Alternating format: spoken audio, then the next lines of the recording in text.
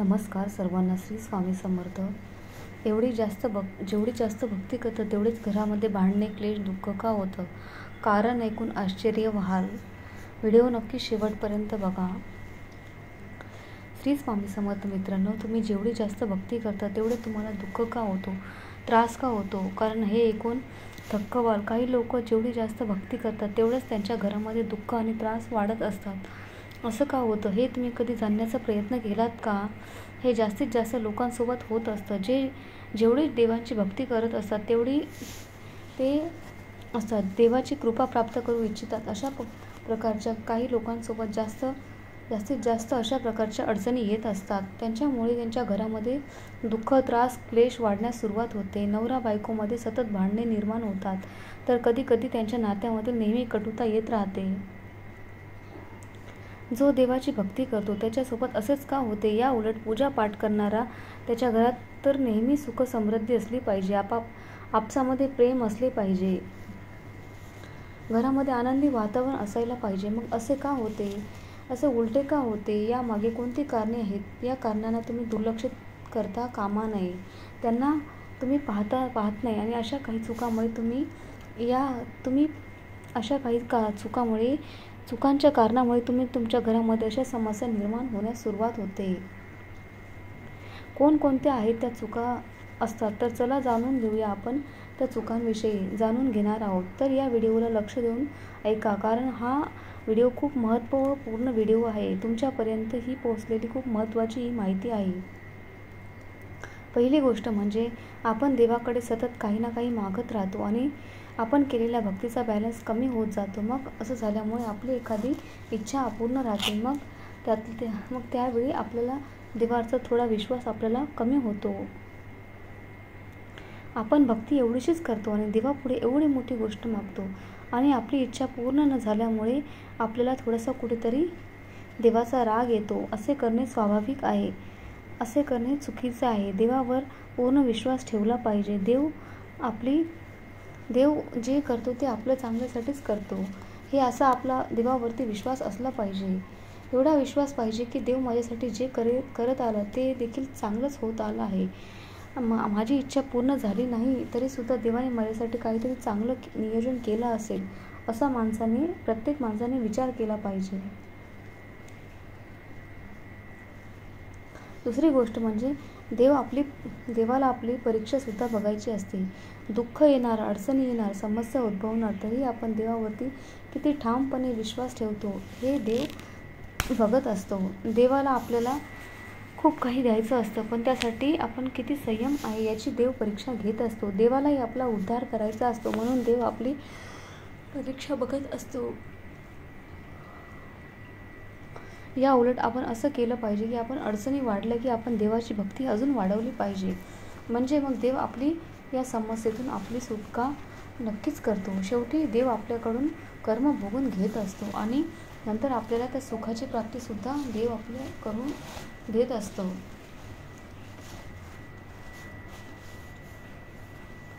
तिसरे कारण म्हणजे तुम्ही सतत बदलून देवाची भक्ती करत असतात. जसे की कधी या देवाची भक्ती केली तर तुम्ही हा नैवेद्य दाखवला, कधी कोणत्या दुसऱ्या देवाला दाखवला, कधी दुसऱ्या देवाला नैवेद्य दाखवला, कधी कोणा भक्ताकडे गेला आणि तुम्ही कोणत्याही पंडिताकडे गेला तर त्याने तुम्हाला आता हेच करण्यास सांगितलं तर तुम्ही आता त्याप्रमाणे करू लागलात आणि तसे वागू लागलात. अशा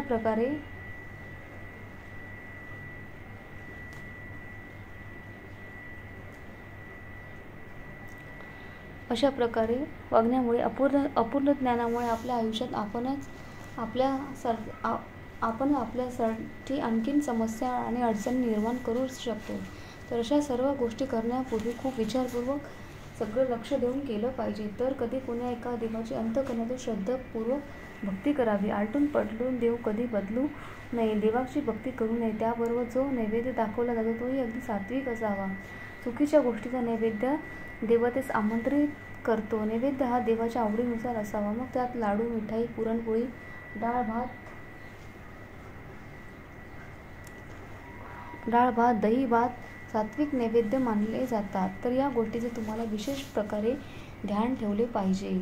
चौथे कारण म्हणजे काही लोक आपल्यावर आलेल्या प्रसंगामुळे देवाला देवालाच रागाच्या शिवीगाळ करत असतात. काही देवता क्रोधित होत असतात. त्यानंतर तुमच्या घरामध्ये समस्याही निर्माण होत असतात. हे जेव्हा तुमच्या देवावरचा विश्वास उडतो तेव्हा त्यांची सेवा करूनही भक्ती करूनही काही फळ मिळत नाही.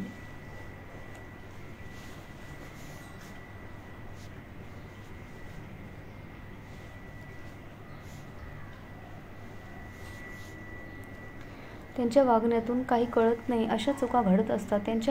त्याच्या पुढे जाऊन खूप मोठा त्रास सहन करावा लागतो. या गोष्टीचं विशेष ध्यान ठेवा. काही झाले तरी तुम्ही कोणत्याही देवतेचा कधी अपमान तुम्ही करू नका.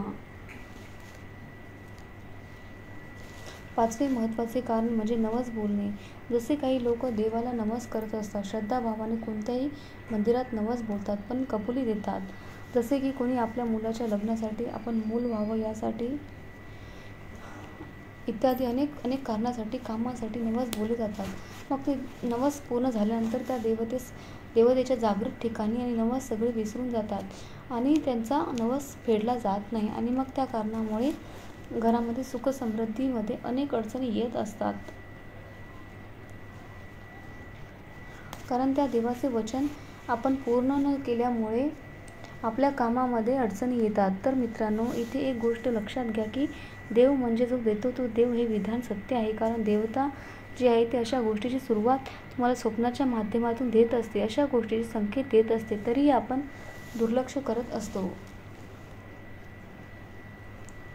समजत नसतो. त्यानंतर आपल्या बुद्धीचे विचलित करत असते की तरी आपण समजत नाही, तरी पुढे अशा प्रकारे अनेक अडचणी आपल्यासमोर उभ्या करत असतात, जेणेकरून की त्या देवतेच्या शक्तीची आपणास पुन्हा स्मरण व्हावे, आपणास त्याचा विसर पडता न कामाये. तसेच आपल्या पितरांची आणि कुलदेवतेची पूजा अर्चना करणे, त्यांची सेवा न करणे ही अत्यंत महत्त्वाचे आहे. आपणास अनेक घरगुती समस्या अडचणींना सामोरे जावे लागते. बऱ्याच वेळा बरेच जण असा प्रश्न घेऊन येतात की माझं हे काम झाल्यानंतर चहा सोडून, माझं हे काम झाल्यावर मी गोड पदार्थ खाणार नाही, आणि त्याची इच्छा पूर्ण झाल्यानंतर मात्र या सर्व गोष्टी तो विसरून जातो. इच्छा पूर्ण झाल्यानंतर कधी कोणी तरी आपल्याला चहासाठी खूप आग्रह करतो आणि आपण तो चहा घेतो आणि देवाला वचन दिलेलं आपण वचनबद्ध राहायला हवं. आपण विचार करतो ही तर माझी इच्छा पूर्ण झाली, मग आता चहा एकदा पिल्यावर कोणता मोठा पर्वत तुटणार आहे. हे खूप चुकीचं आहे. पुढील महत्त्वाचे कारण म्हणजे एकीकडे आपण भक्ती तर करतो, दान धर्म तर करतो, अनेक सेवा उपवास करतो, तसेच देवाचे नामस्मरण करतो, पण दुसरीकडे आपण जर दुसऱ्या लोकांबद्दल वाईट चिंतत असेल तर, त्याची ईर्ष्या करत असेल तर, दुसऱ्यांचे वाईट हो अशी जर आपल्याला वाटत असेल तर तरीसुद्धा आपल्याला त्या सेवेचे फळ कधी मिळणार नाही.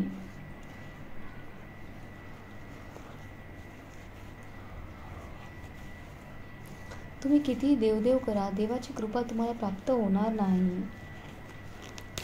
तुम्ही जरी रोज पूजा केली किंवा रोज पूजा केली नाही, तुमच्या मनात लोकांविषयी चांगले विचार किती आहेत, तुमचे मत किती चांगले आहे आणि दुसऱ्यांचे चांगले हो अशी जर तुमच्या मनात इच्छा बाळगत असेल तर दुसऱ्याचे चांगलं झालेला तुम्हाला आनंद होत असेल तरी तुमच्या छोट्या इच्छा होईना, तुमच्या देवपूजा न करण्याने तुम्हाला ती इच्छा पूर्ण होईल.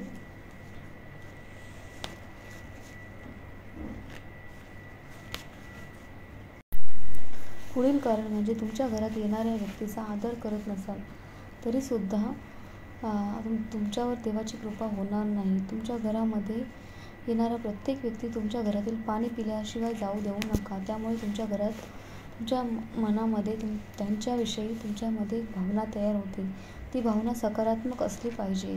त्यांचा जो आशीर्वाद असतो तो आपल्याला मिळतो आणि आपल्यावर देवाची कृपा होते. जर तुम्ही तुमच्या घरात येणाऱ्या व्यक्तीचा मान करत असाल तर तुम्ही त्यांच्या मनामध्ये सकारात्मक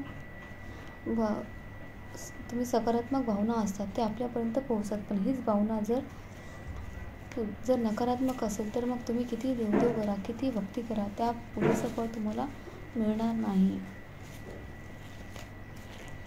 पुढील गोष्ट म्हणजे जर तुम्ही देवाची भक्ती करत असाल, किती देवदेव करत असाल, उपासना करत असाल, पण तरीही तुम्ही तुमच्या घरामध्ये अस्वच्छता ठेवत असाल तरीसुद्धा तुमच्या घरामध्ये देवाची कृपा होणार नाही.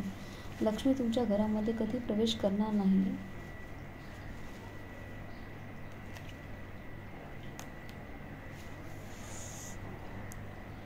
लोकांच्या घराबाहेर चपलांचा ढीग असतो. चपला ढीग असतात. चपला दारिद्र्याचे प्रतीक आहे. घरातील चपला कायम कशाची अस्ताव्यस्त पडलेली असतात. त्यामुळे सुद्धा माता लक्ष्मी घरात प्रवेश करत नाही आणि आपल्याला देवाची कृपा प्राप्त होत नाही. तुम्ही किती भक्ती केली आणि तुम्ही किती बारीक सारीक गोष्टीकडे लक्ष दिले नाही तरी तुमच्या उपासनेचे फळ तुम्हाला मिळणार नाही. कारण अस्वच्छता असते तिथे लक्ष्मीचा वास नसतो. ज्या घरात स्वच्छता असते तिथे लक्ष्मी वास करते. म्हणून या गोष्टीकडे नक्की लक्ष द्या. तसेच ज्या घरामध्ये अन्नपूर्णा मातेचा सन्मान केला जातो त्या घरात लक्ष्मी मातेचा वास कायम राहतो. बऱ्याच घरामध्ये अन्न राहते, कचऱ्यामध्ये टाकले जाते आणि त्यामुळे अन्नपूर्णा मातेचा अपमान केला जातो. अन्नपूर्णा मातेचा अपमान झाला तर लक्ष्मीचाही अपमान होतो. अशा प्रकारे घरात लक्ष्मी प्रवेश करत नाही. त्यामुळे घरात अन्न वाया जाणार नाही याची काळजी नक्की घ्या. तुमच्या घरात अन्न शिल्लक राहिले तर एखाद्या कुत्र्याला किंवा एखाद्या गाईला खायला द्या, पण त्या कचऱ्यामध्ये टाकू नका. घरात अन्नपूर्णा मातेचा सन्मान केला पाहिजे. त्या घरामध्ये माता लक्ष्मी आपोआप प्रवेश करते. मग तुम्ही कितीही पूजा करा, उपासना करा, जर तुम्ही तुमच्या घरामध्ये अन्न वाया घालवत असाल तर तुमच्या उपासनेचे फळ तुम्हाला कधी मिळणार नाही.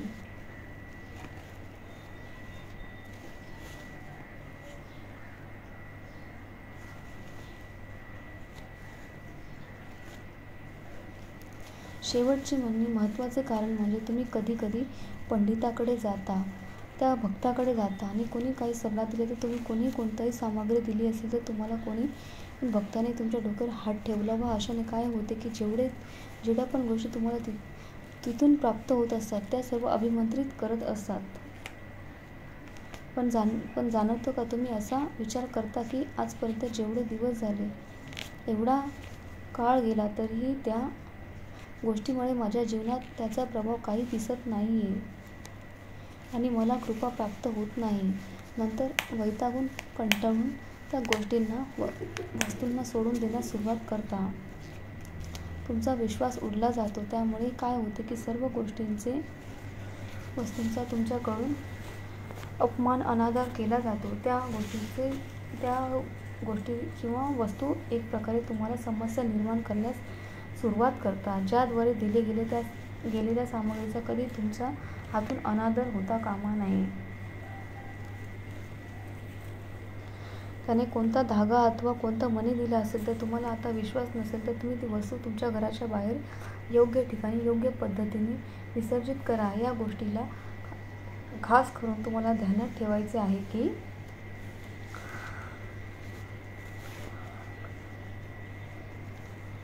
हा माहितीपूर्ण व्हिडिओ जर तुम्हाला उपयुक्त वाटला असेल तर व्हिडिओला एक लाईक नक्की करा आणि चॅनलला सबस्क्राईब करा. जर तुम्हाला हा व्हिडिओ आवडला असेल तर आम्हाला असेच प्रोत्साहित करा. तसेच आमचे व्हिडिओ संपूर्ण पाहिल्याबद्दल आपण सर्वांचे मनापासून आभार. धन्यवाद. श्री स्वामी समर्थ.